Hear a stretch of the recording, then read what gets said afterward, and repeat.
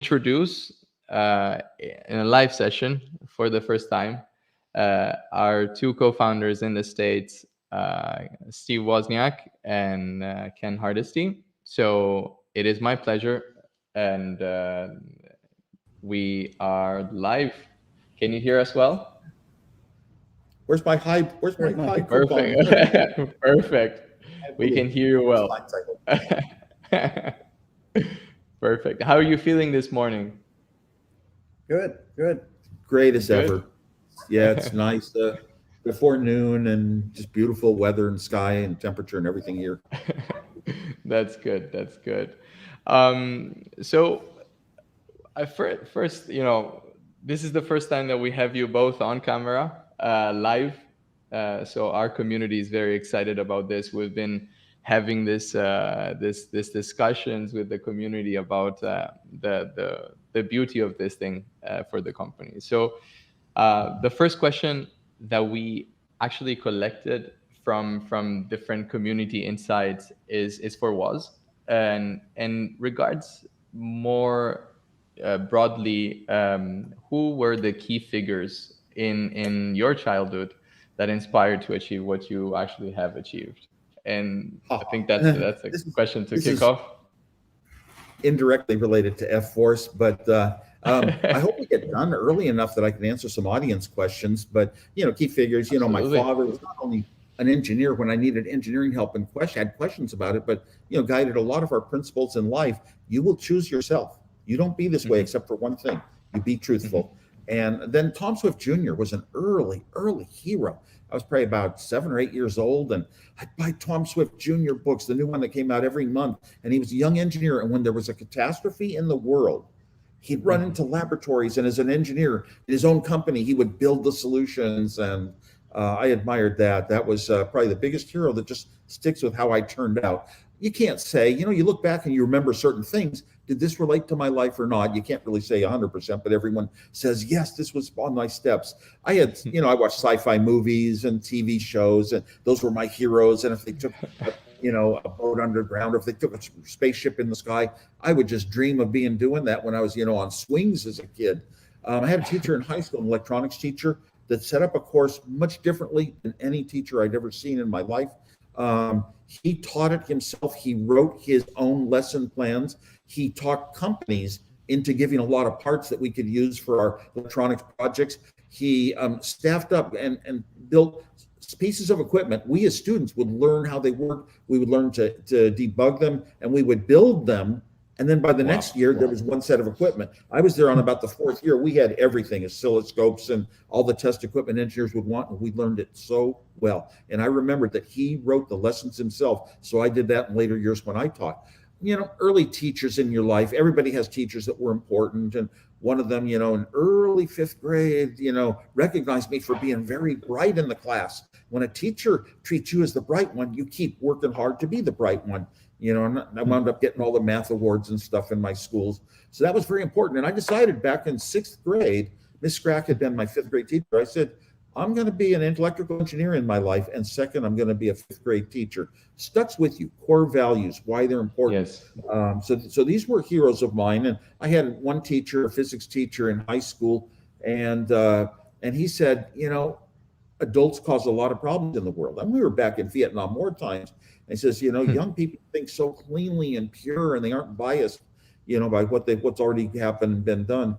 And I just decided in my head that I want to stay young, thinking as much as I can, enjoy life, have fun, and have that. It's a little bit of a dependency, but I didn't. Yeah, growing up was not my first choice. Having fun was. And I had another teacher once that somebody came into class, and kind of was dropping out of school and the university, and chemistry teacher, Mr. Hubbs, said, yeah, drop out now. You're working for the rest of your life. And I thought, oh my God, is a nice little place that keeps you at least out of having to go to work and figuring out how to make your life. So education values were very strong. Yeah, that's incredible. And Ken, we see you again. We had already a session with our community. How are you feeling today? Good.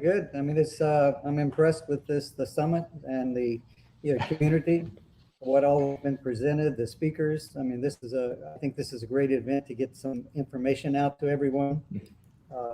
This is, they've looked at you so much, as you said, you're getting beat down from trying to cover everything. So I think now they see the support around you, the opportunities with Efforce. I mean, the opening of this speech started with the first speaker, Jacopo Vassetti. I think he explained Efforce, the vision well, what we was all talking about in late 2017, early 2018. And then we was able to put it together in 2019. Yes. And here we are today. We had to go in slow motion through 2020. Yeah. COVID. I mean, COVID. We haven't seen each other in person for a long time now. Yeah. So I think what we're really happy about, and I know everyone is that 2022 is going to be very good. Once the world opens up more, we can get out to both all of it together, the companies. And what we've got available, I mean, it's going to be an opportunity, and I think everyone will see that more as it goes forward. That's great. Was a question for you. So by the way, you said that you want to get also some questions live from the community. So I'll be also asking the community to write questions, and I will be moderating and showing it to you. Okay. So one question that I wanted to ask you is, because you're always very playful and always very joyful. I like that. When we talk to you, there's always big smile on your face, which is great. When you reflect back on your career, which memories actually put a smile on your face? Well, there's different categories. Usually when I think of a cool prank some friends of mine thought up and pulled off, or even nice fun things, even before Apple, doing fun things with Steve Jobs as kids. But when it comes to technology, I really think of the Apple II computer. There was a period in my life where just so much magic was pouring out of my head. And the things that I came up with to make the Apple II possible, which it was all of Apple's profits for the first 10 years. It started a great company. I also go back to technical parts of it. How do you create color? The first time ever that arcade games would be color. The first time they would be software. All these amazing things, and in very few chips, not by adding a whole bunch of money, and we'll just throw it in. Clever attempts. I was proud of that. The floppy disk was a real good one of mine too, because I had never had any experience with this hardware or software. But if somehow I developed a floppy disk where you could run checkbook, and it would run the checkbook program, if I could develop that in 2 weeks from zero, absolute zero, the company would have to take me to Las Vegas to show it off at a show. I wanted to see Las Vegas so bad. I was so motivated, and I worked so hard not knowing anything. I just say, what is the best way that I can get data to a disk and data back from a disk? And came up with incredible 8 little $1 chip solutions, had clever little methods in there. And looking back, I do not know how these things got in my mind. A little 2 $1 chips working as a state machine, like a small microprocessor to analyze data. There was one I did that brings memories to my mind. It's technical. It was Blue Box back in college, a little device for making free calls to Italy and all over the world. And Steve Jobs and I did that together. But I actually normally when you have logic chips that make computers, you have some inputs, the chip makes decisions, and then you have outputs. And somehow I realized that these inputs were also feeding electrons out, and that I could route the electrons back through a little amplifier that even turned the chip on. Hard to explain how that works, but if you know everything down to the inner structures of even chips, it was possible. I'm just proud to think of things like that, where I had one thing do 3 things at once. It was an input, it was an output, and it was making decisions. I also love my dial-a-joke, because humor's been a part of my life. And I ran the first dial-a-joke in the San Francisco Bay Area, the most called number in the United States, single line number with no extensions. And every call went in my Cupertino apartment, young engineer. Also, I'd smile a lot whenever I think back to the times that I saw different moves of Apple itself into the music field. And when I saw Macintosh as being used on stage eventually, that was, and even Apple IIs. And I also get smiles when I think back to my classes. And it was basically 5th to 9th graders for 8 years of my life, full time, no press allowed, not near kids. And I just have so many great memories of those kids, the way they learned and discovered things and they played and somehow became even minor hackers in class. And these things make me smile. When you pass, it's not going to be how much success I had, how much my career went and all my accomplishments. It's going to be all these little fun things on the side, really, and what people I knew and what they did that was fun too. Absolutely. We get questions from people. They want to hear more about Efforce. Why did you start Efforce? Why did you want to start Efforce? Well, first of all, I encountered Efforce, as either group and other names. They were already hugely successful. They started with 4 people and grew to $350 million in annual revenue without funding. They did it on their own earnings. This is unbelievable. It takes me back to Apple days. We planned that way. And so I spoke with them for 2 years. I didn't just jump in, I got to do this. No, things have to add up to me. I don't I'm going to go to anybody who says maybe they'll give me some stock or something. No, we had to talk to the people, find out how great they were. And you've been introduced to quite a few of them today and the concepts of what we do. And it was something I wanted to be a part of. That's great. So, Ken, tell us about your experience with Efforce. It's been a long road at this point, as I said earlier. I mean, we started, I think, part of that, the initiation first conference started in late 2017, early 2018. And again, the point of it, first and foremost, has spoke and talked a lot about what he wants to see in energy savings with the footprint and leaving for the next generation.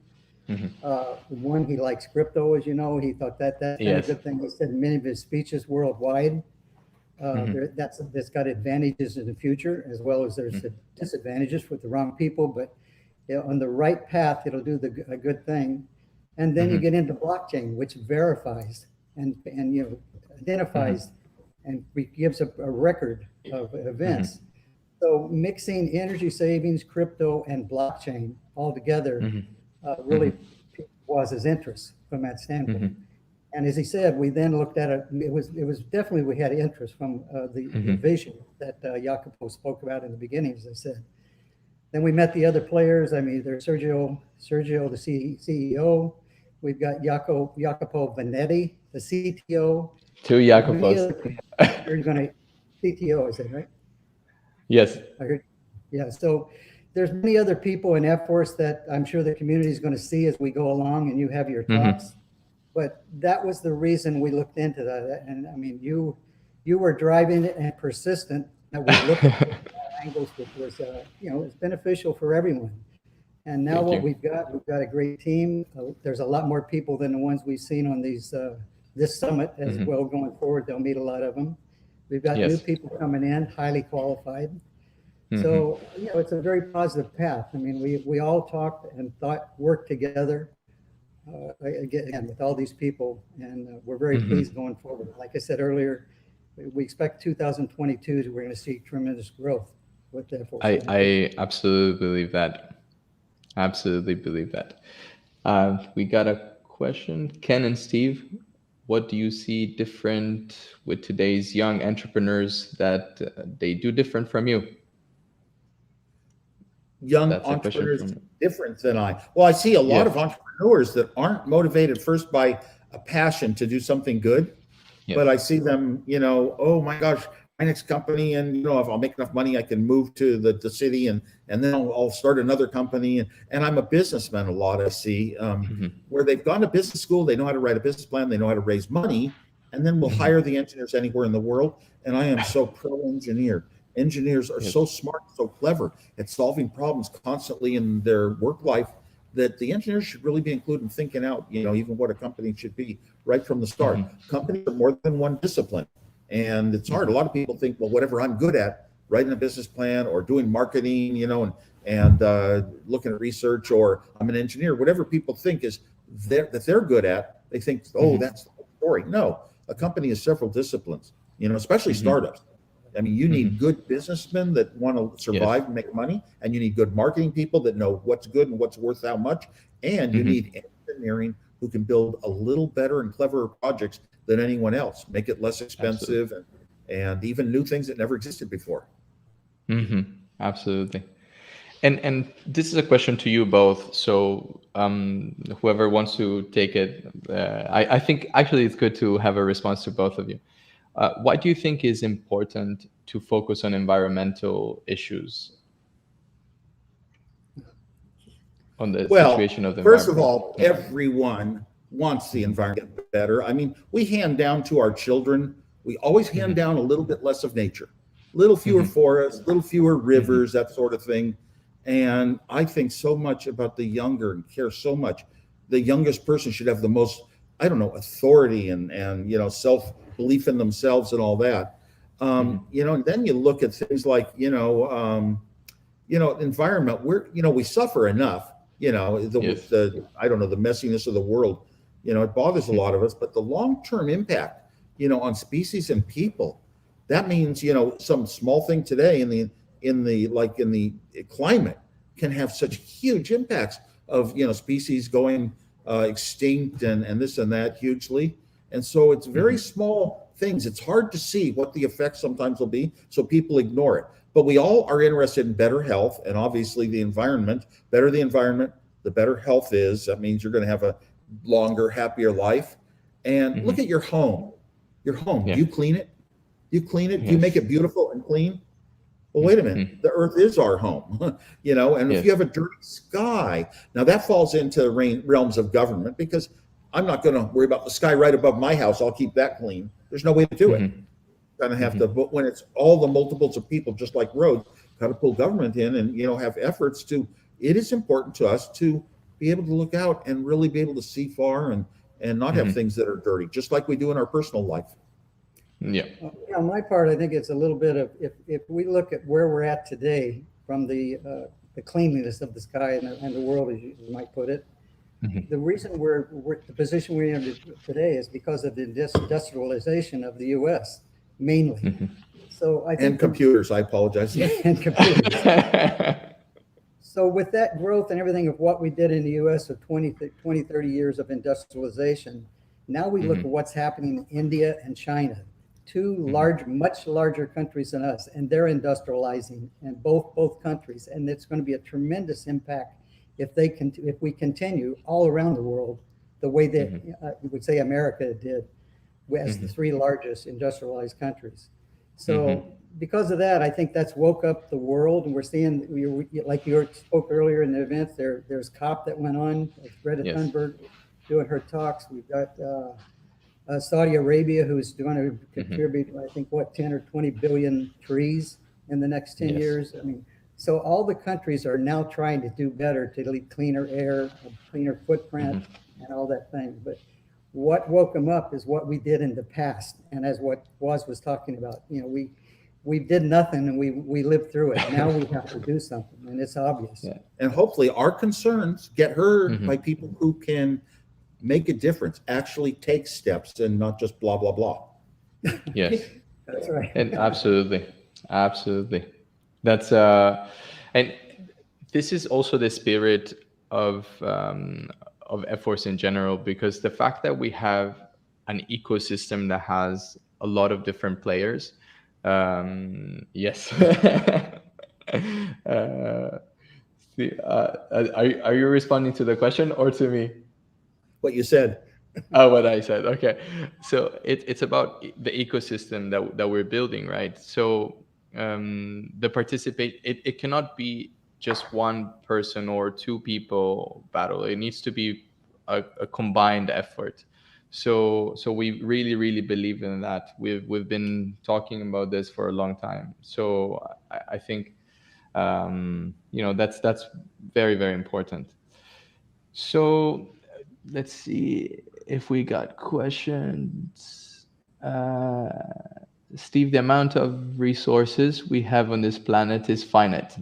The quicker it being used up, the more people will all face My God, this is really small.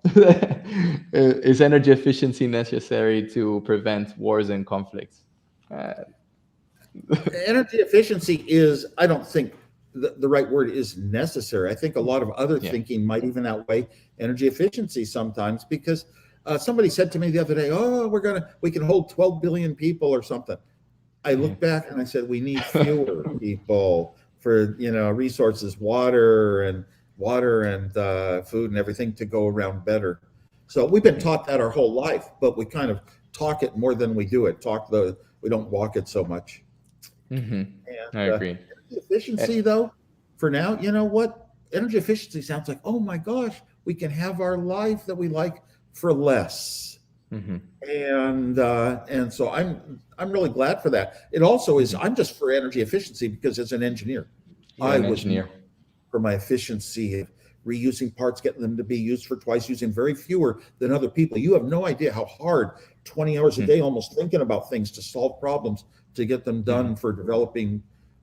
It's quite a life, but you always value what you are good at. And since I was Hmm. good at being efficient, that's what I Hmm. value so much in everything in the world. The fewer steps you have to take, the less input and the more output. In Hmm. engineering, we learn to calculate a number for efficiency, and it's always output divided by input. More Hmm. out for less in is high Hmm. efficiency. Hmm. Hmm. I fully agree. Um, so I think, oh, we have the last 10 minutes. I have to also start discussing and disclosing a little bit more what we have for our community. So I'll do that in a second. The first thing I would say, uh, because we had another question that I got. What advice would you give to the next Steve Wozniak, the young minds that are watching us? Good. I think about that now and then, and my Hmm. answers vary a little bit. But the first thing is you have to believe in yourself and have good Hmm. self-esteem and think, I'm smart enough. And if other people are saying that's not how it's done, I go back to my own Hmm. life, even start of Apple. No, Hmm. people do other things other ways. No, you've got to say, no, I really think this is so good. I'm going to keep working on it. And that's often driven by motivation, by passion. It's very similar to this concept of think different. If Hmm. everyone's going one way, try to go another way is where you're going to make more of a difference. Hmm. Also, you should always, young entrepreneur, whatever, have a passion in you that you're doing some good for the world. You're making the Hmm. world better after you do what you're doing than it was before. Maybe you're just making people feel better about themselves. Maybe you're accomplishing more for fewer resources, whatever.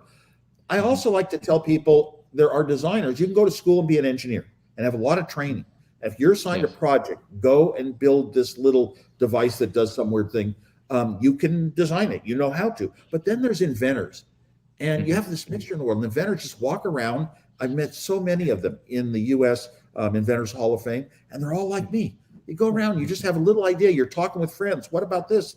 And you say, have some skills, some technical skills. I'm going to run into my laboratory at home, my Hmm. bedroom, my garage, whatever, and I'm going to work out and try to come up with a prototype to see if this idea could be done. That's Hmm. the invention part of it, the inventors. Also, whenever you work on anything, you have a job and you're assigned Hmm. projects, seek absolute excellence. Now, for me, it started in school. I Hmm. did things just better than other people. If we were assigned in math, do the odd problems from 1 to 37 at the end of a chapter. Oh, I would do every single problem all the way up to 50, odds and evens and everything, and just trying to make myself better, working hard. There's nothing better than working hard to get excellent. But then you seek excellence, you should sort of sit down at some point in your life as you grow and grow and your mind develops and develops. You should say, I'm creating things that are better than anyone else in the world, or not better. You can always say somebody could be equal to you, but say, I've got to Hmm. be at the top level, the best. And that's Yeah. what sells. I mean, we've seen that in many of the books on business. Hmm. Excellence is something to seek. Hmm. Hmm. Also, I believe that you should care for others in the whole community when you're thinking out what you're doing as much as yourself. And to me, Yes. it's even like if there's a lot of people in a company, shouldn't be that all the wealth just goes to, three founders at the top. Yes. Care for others and think about them. They're real people, respect them as people, individuals, and try to take care of those, who just by accident, whatever, don't have as much. That's the essence of teaching, and it's the essence of mentorship. And most Yes. importantly of all, be truthful. If you're working on something and you see, here's a better way, somebody else is suggesting, acknowledge it, go with it, think with your own head, be objective. Don't just say, I'm just going to stick with maybe the way I was doing things before. No, be willing to always change and pursue the best paths, Open-minded. and hopefully have enough hours in the day. Yes. Kent, you want to add anything? That pretty much covers it well from that. So I don't think Uh, good. Well, I know it matters to me a lot. Yeah, no, I agree 100%. Okay. So right now we are in the last minutes of the summit, and one of our surprises is basically the launch and the start of a campaign that we're doing in co-marketing with Huobi. So we talked with Alfan previously, and there is going to be weeks of competition, and it's all starting today with details which are going to be disclosed on our channels. So go to all of our channels and make sure that you follow us across the board. The first competition that we're launching is for user generated content, and it's going to run until the 18th of November, and we're going to have a total of 15 winners, 5 of which, the top winners, they're going to get a personalized autographed Steve Wozniak schematic of the Apple One chip, and also $200 in WOZX, and the rest of the 10 winners will get $100 in WOZX. So we're starting with creating more awareness about the project. This is leading up to what we're doing with the release of the platform. And as Ken was saying before, we're gearing up to a 2022 that it's going to be very, very strong and powerful. So if you want to participate, make sure that you follow us. And Steve is going to sign the schematics. If you have the schematics there, could you show it to people so that they see also what it is? Yeah. We often have one. That's yeah. I think he's had one. I know you have a lot. Yeah, you have one there, Andre, don't you? Yeah, no, unfortunately I don't have mine yet. Yes. But Yes. It's okay. It's the end of the day. It's the beginning of the day for you. We have a couple people looking as well. Yeah, We'll there's people behind the camera, which It's one of the most requested items for Here, me. here's one coming up. Yeah, show Oh, them. yeah. This is, But it'll be a paper. you see this one? I don't know. fantastic. It is actually, the light might be reflecting on it a bit, but Yes, it's fantastic. that one And it will be on paper. It will be on Yes. paper. So Yes. Steve will personalize the 5 schematics and sign it for the 5 winners, and we will mail it directly to the people that win the competition. the only thing I wish more is that I could meet the people personally. I Yes. love competition winners. Absolutely. So that's something that we can definitely organize. So if people follow us, they follow the rules of the event, we will be able to share the information about how to participate. And after that, maybe you have the chance of meeting Woz as well in person. So amongst the things that we're organizing, we have another big event that we will be announcing closer to the end of November. So you'll see more from us and from Woz and Ken and from the rest of the team. So thank you so much for being with us. Thank you all for participating. Thank you all for watching. for 9 hours. Yeah. Very important. Thank you, Steve. Thank you, Ken. Thank you Yes. all to the people behind the camera as well. All right. Thank you, everyone. It was a pleasure to have you with us, and we will be talking to you more and more about what we're doing in at Efforce. Our platform is coming up. The 2022 is going to be a great year. You heard it here first. We're expanding our team, and we are going to do a lot more noise about the project, the token, and the awareness around it. So make sure you tune in. Make sure you are subscribed to all of our channels. And it was a pleasure to be here and represent the whole team. So on behalf of everyone, Sergio, Jacopo, Stefano, if I forget anyone besides, of course, Ken and Woz that were here with us, and all the people in our team, of course, also the people that are walking behind this camera, which have been here with me for 10 hours today. So thank you for everyone that participated. I look forward to the next session and hope to see you soon. May the efforts be with you.